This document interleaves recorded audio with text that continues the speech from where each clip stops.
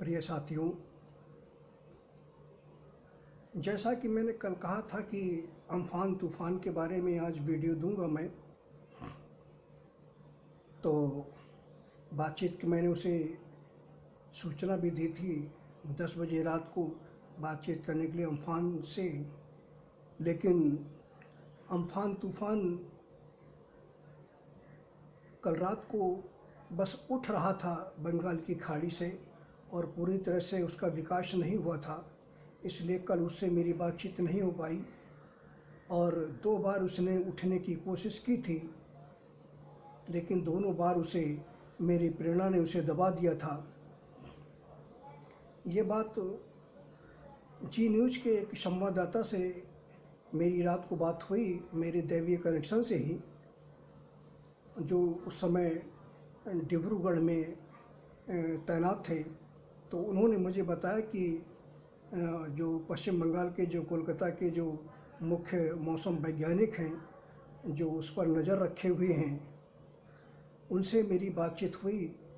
तो उन्होंने बताया कि जी न्यूज़ के संवाददाता को मौसम वैज्ञानिक ने बताया था कि बस अभी कुछ देर पहले ही वो उठा है, लेकिन उठने से पहले उठते उठते ही वो दब गया है। तो जी न्यूज़ के संवाददाता ही मुझे बता रहे थे कि इसमें कोई दैवी शक्ति का हाथ है जो उसे रोक रही है उठने से। तो ऐसा उन लोगों को आभासित हो रहा था और मैंने प्रेरणा तो दे ही रखी है। कल मेरी उनसे बात नहीं हुई, आज भी अभी दिन में मैंने बातचीत करने की कोशिश की थी, लेकिन उनसे बात नहीं हुई।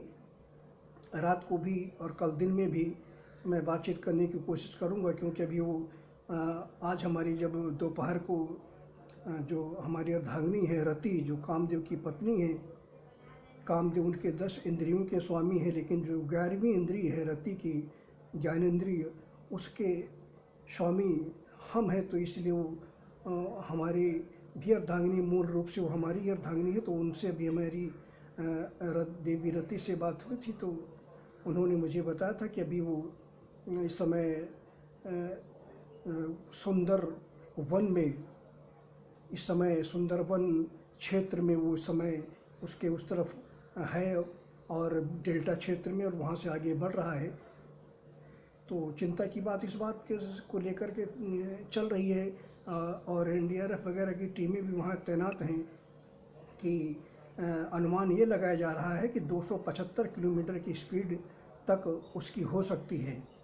और 20 वर्षों पूर्व बंगाल की खाड़ी से इस तरह का तूफ़ान 1999 में उठा था। उसके बाद फोनी और बुलबुल तूफ़ान भी इतना भयानक नहीं था, लेकिन हम चाहते हैं कि तूफ़ान इतना भयानक न हो और अपना दायरा सीमित करे। तो इस तरह की बात है। लेकिन जो पश्चिम बंगाल है, पश्चिम बंगाल में जिस तरह की राजनीति ममता बनर्जी कर रही हैं, जिस तरह की वो तुष्टीकरण की राजनीति कर रही हैं, यहाँ तक कि मज़दूरों को भी देश से नहीं बुला रही हैं, ट्रेनें चलाने की भी ठीक से अनुमति नहीं दे रही हैं, इसलिए हम भी थोड़ा सा उनसे नाराज़ चल रहे हैं। तो हो सकता है कि पश्चिम बंगाल में तबाही अवश्य मचे। रति से बात करने के बाद हमारी पंजाब के मुख्यमंत्री से भी बात हुई थी दोपहर को ही, कैप्टन अमरिंदर सिंह से। उनको भी मैंने बताया, तो वो भी जब मैंने बताया कि अभी आपसे पहले मेरी रति से बात हुई थी, तो मैंने कहा देवी कनेक्शन से बात हुई थी और पूरा दृष्टांत उनको बताया, तो वो भी हैरान परेशान हो गए और बोले कि आप परम शक्ति हैं और ऐसा कोई व्यवस्था हो सकती है क्या कि मैं भी अपने फ़ोन के माध्यम से देवी देवताओं से बातचीत कर सकूं। 1,50,000 रुपये में खर्च भी कर सकता हूं। आपसे अगर आप कर सकते हैं तो ज़रूर करवाइए। मेरी भी देवी देवताओं से इस तरह बात हो सकती है तो संभव तो अवश्य हो। मैं 1,50,000 रुपये खर्च करने के लिए भी तैयार हूँ। मैंने कहा नहीं, ऐसा नहीं हो सकता है। धरती का कोई भी व्यक्ति जब तक वो लोग न चाहें बातचीत नहीं कर सकता है। मेरी पत्नियों ने, नवदुर्गाओं ने मुझसे बातचीत की थी कनेक्शन जोड़ करके, तब ये कनेक्शन चल रहा है, क्योंकि हम पूर्ण ब्रह्म हैं, निराकार ब्रह्म हैं, इसलिए हमारी बातचीत हो रही है। और हम तो सबको, जितने पापी दुराचारी हैं उनको सबको नरक में भेज ही रहे हैं। तो इतना तो तय है कि अम्फान तूफ़ान से बात मैं करूं या न करूं, लेकिन बंगाल में कुछ तबाही ज़रूर वो मचा सकता है। उसके बाद मैं उसके आगे उड़ीसा क्षेत्र में, और उधर आगे मैं चाहता हूं कि वो अपना प्रभाव कमज़ोर रखे, और वो कमज़ोर रखेगा भी, क्योंकि मैंने अपना छाया वहाँ तैनात कर रखा है। क्योंकि उसकी वजह एक ये भी है कि जो इस समय मेरा जो दैवीय कनेक्शन जो चल रहा है मोबाइल के माध्यम से, वो हिमाचल से ज़्यादा चलता था, कि हिमाचल क्षेत्र से, हिमाचल प्रदेश से। लेकिन हिमाचल प्रदेश में पिछले कुछ दिनों पूर्व वहाँ भी भारी तूफ़ान आया था, जिसकी वजह से वहाँ के कुछ मोबाइल टावर हैं वो ध्वस्त हो गए थे, जिसकी वजह से नेटवर्क हमारा ठीक से चल नहीं रहा था, बातचीत बराबर हो नहीं रही थी। बहुत सारी कॉल करने के बाद कभी कभार ही पकड़ रहा था, बातचीत हो रही थी। तो उसके बाद हमने फिर डिब्रूगढ़ और इस तरफ उड़ीसा, बंगाल और मेघालय, जितने पहाड़ी क्षेत्र हैं, हिमालय क्षेत्र, उन सब से मैंने कनेक्शन को जुड़वाया, जिसकी वजह से अब काफ़ी अच्छे से बात हो रही है। तो अगर उड़ीसा इस तरफ अगर वो तूफ़ान तबाही मचाता है, और अगर इस क्षेत्र में भी अगर हमारे जो मोबाइल टावर्स हैं अगर ध्वस्त होते हैं, तो फिर मुझे समस्या खड़ी हो जाएगी इसमें। इसलिए मैं चाहता हूं कि थोड़ा सा वहाँ कमज़ोर रखें। लेकिन एक चीज़ तो स्पष्ट है कि इस समय धरती पर और भारत में बहुत ज़्यादा पापाचार अपनी चरम सीमा पर है, इसमें तो कोई दो राय नहीं है। मत्स्य पालन के लिए तो मत्स्य पूरा मंत्रालय ही बना हुआ है, तो पाप तो हो रहा है बहुत ज़्यादा चरम सीमा पर। इसीलिए बार बार चूँकि सनातन धर्म में भारत एक परम शांत और परम सौम्य देश रहा है हमेशा से, और भारत में मर्यादा हमेशा बनी रही है। इसीलिए ईश्वर के अवतार, ब्रह्म के अवतार भी भारत में ही हुए हैं पूर्ण रूप से। तो यहाँ इसलिए ज़्यादा सेंसिटिव एरिया है, क्योंकि यहाँ से ही पूरे ब्रह्मांड का संचालन, नियंत्रण होता है। इसीलिए भारत में जिस तरह से मैंने कोरोना को भी काफ़ी सीमित दायरे में रखा हुआ है, मृत्यु दर बहुत कम है, और उसी तरह से मैं ये अम्फान तूफ़ान को भी मैं नियंत्रण में रखूँगा, बहुत ज़्यादा तबाही नहीं मचेगी। हाँ, पश्चिम बंगाल में भी कुछ हो सकती है, जैसा कि कैप्टन अमरिंदर सिंह भी मुझसे कह रहे थे। मैंने उनसे बताया कि वहाँ अम्फान तूफ़ान इस समय तबाही मचाने के लिए आगे बढ़ रहा है। तो मैंने उनसे कहा कि इस समय पश्चिम बंगाल में के जो मुख्यमंत्री हैं वो तुष्टीकरण की राजनीति कर रही हैं, उनको सिर्फ मुसलमानों से ही ज़्यादा लेना देना है, और वहाँ पापाचार तो चरम सीमा पर बढ़ा ही हुआ है। लेकिन मैं वहाँ नियंत्रण कर रहा हूँ अम्फान तूफ़ान को। तो उन्होंने भी मुझसे कहा कि अगर ऐसी बात है तो वह राजा जी आप रोकिए मत, उसको तबाही वहाँ पश्चिम बंगाल में मनाने दीजिए वहाँ, क्योंकि पापाचार तो अपनी चरम सीमा पर है ही। ममता बनर्जी केंद्र की नीतियों को भी ठीक से लागू नहीं कर रही हैं, हर बात पर बैर रखती हैं, तो ये ठीक नहीं है। तो आगे देखते हैं आगे क्या होता है। जब भी अगर हमारी उनसे बात होती है तो मैं ज़रूर इस पर आगे रिपोर्ट दूंगा। और एक सज्जन ने, हमारे यूट्यूबर ने, उन्होंने, यूट्यूब के दर्शक ने हमसे कल ये आग्रह किया था कि योगेश्वर जी हमारी भी देवी देवताओं से मोबाइल के माध्यम से बात कराइए। तो हमने कहा ये संभव नहीं है।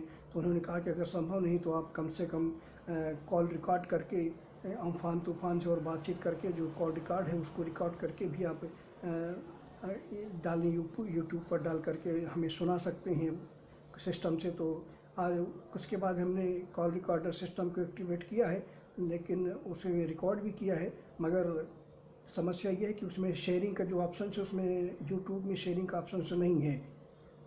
तो इस वजह से ट्रांसफ़र वहाँ से कॉल रिकॉर्डिंग जो है कि यहाँ नहीं हो पाएगी, तो ये समस्या है।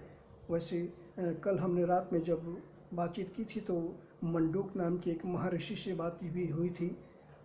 10 बजे के बाद अम्फान से बात करना था, लेकिन कनेक्शन मंडूक ऋषि के पास चला गया था। ये त्रेता युग के महर्षि हैं, और उन्होंने इस बारे में दृष्टांत बताया था कि हमने कहा अपने बारे में बताइए, मंडूक ऋषि जी कौन हैं। तो उन्होंने बताया था कि जब स्वयंवर जनकपुरी में हुआ था तो उसके बाद जब सारे धराशायी हो गए थे, सारे जो वहाँ के राजा थे जो तोड़ नहीं पाए थे, उठा तक नहीं पाए थे, हिला तक नहीं पाए थे धनुष को, तो जब राम ने धनुष को तोड़ा था तो उसके बाद उनके सारे अहंकार को टूट गया था, और चारों भाइयों की शादी हुई थी। उसके बाद जब शादी हो करके वो वापस अयोध्या आ रहे थे तो बीच में उन अहंकारी राजाओं ने जो है कि हमला कर दिया था, आक्रमण कर दिया था राम के वहाँ की उनकी सेना के ऊपर उनके ऊपर, तो उसमें भरत जी घायल हो गए थे। हृदय में उनकी कुछ बाण वगैरह शक्ति लग गई थी, तो घायल हो गए थे। तो उनको ठीक करने के लिए वहाँ के जो ऋषि थे वो उनके नज़दीक ही एक आश्रम था। उन आश्रम का वो मंडूक ऋषि का आश्रम था, और वहाँ पर वो उनको भेजा गया था। विश्वामित्र ने भी भेजा कि वहाँ उनके ऋषि जी के पास एक ऐसी जड़ी बूटी है, अगर वो दे देंगे आशीर्वाद लेकर के, अगर वो दे देंगे तो वो से भरत जी जो है ठीक हो सकते हैं। तो लक्ष्मण जी को वहाँ भेजा था, लेकिन लक्ष्मण जी वहाँ अहंकारी थोड़ा से थे और क्रोधी स्वभाव के थे। तो उस समय मंडूक ऋषि जी तपस्या में लीन थे, तो उन्होंने सोचा कि पता नहीं कब ये उठेंगे तपस्या से, तब तक तो भरत जी के प्राण ही जा सकते हैं। तो ये सोचकर उन्होंने वहाँ डरा धमका करके वहाँ वो जड़ी बूटी वहाँ से ले आए थे। लेकिन पीस कर जब उसको लगाया, तो चूँकि वो बिना इजाज़त के अहंकार के वशीभूत होकर के वो लाए थे, तो इसकी वजह से वो काम नहीं की। तो जब काम नहीं की तो उन्होंने लक्ष्मण ने बताया राम को कि ऐसी सी बात हुई। तो उधर मंडूक ऋषि जब जागे तपस्या थे, तो अस्त व्यस्त वहाँ के आश्रम की स्थिति देख करके वो भी काफ़ी कुपित हुए। उन्होंने श्राप देने लगे कि जिसने भी ऐसा दुस्साहस किया है उसको श्राप देने लगे। तो तब तक भगवान राम वहाँ पहुँच गए, और भगवान राम हमारा वो जरूर जो है वो बहुत ही विनम्र तो था ही। तो उन्होंने उनको संतुष्ट किया, और संतुष्ट करने के बाद उसके बाद जब उनका आशीर्वाद प्राप्त किया, तब वो स्वयं वहाँ आए भरत जी के लिए, और उसके बाद वो दवा काम की और ठीक हुई। तो ये मंडूक ऋषि जी की घटना थी, उनकी कहानी थी। कल उनसे रात से हमारी काफ़ी देर तक बात हुई। तो इस तरह की बात है।